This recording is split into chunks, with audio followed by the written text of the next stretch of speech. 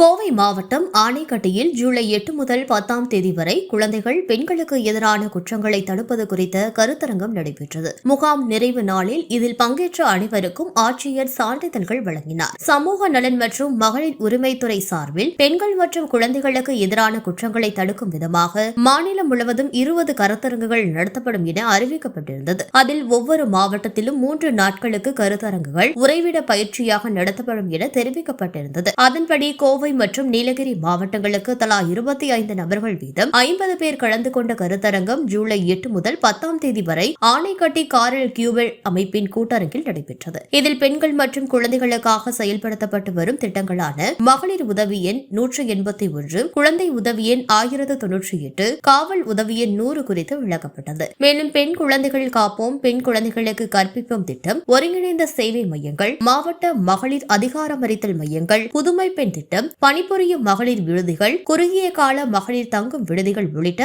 அரசின் திட்டங்கள் குறித்தும் விளக்கம் அளிக்கப்பட்டது. இதில் ஒருங்கிணைந்த சேவை மைய பணியாளர்கள், மாவட்ட அதிகாரமளித்தல் மையங்கள் பணியாளர்கள், சமூக நல விரிவாக்க அலுவலர்கள், மகளிர் ஊர்நல அலுவலர்கள், வருவாய்த்துறை, ஊரக வளர்ச்சி மற்றும் உள்ளாட்சித்துறை, கல்வித்துறை, காவல்துறை, தொழிலாளர் நலத்துறை, பொது சுகாதாரம் மற்றும் மருத்துவத்துறை அலுவலர்கள், தனியார் தொண்டு நிறுவனங்கள், மகளிர் சுய உதவிக்குழு உறுப்பினர்கள் மற்றும் திருநங்கைகள், முதியோர் இல்ல நிர்வாகிகள் கலந்து கொண்டனர். இக்கருத்தரங்கின் நிறைவு நாளான வியாழக்கிழமை கருத்தரங்கில் பங்கேற்ற 50 பேருக்கு மாவட்ட ஆட்சியர் பவன்குமார் கிரியப்பனவர் சான்றிதழ்கள் வழங்கினார். இந்நிகழ்வில் மாவட்ட சமூக நல அலுவலர் அம்பிகா, மாவட்ட சுகாதார அலுவலர் பாலுசாமி, ஒருங்கிணைந்த குழந்தை வளர்ச்சி திட்டத்தின் மாவட்ட திட்ட அலுவலர் தேவகுமாரி, பாதுகாப்பு அலுவலர் நாகமணி, மாவட்ட குழந்தைகள் பாதுகாப்பு அலுவலர் ஹப்சா மற்றும் மாவட்ட சட்டப்பணிகள் ஆணைக்குழு வழக்கறிஞர் மதிவாணன் ஆகியோர் கலந்து கொண்டனர்.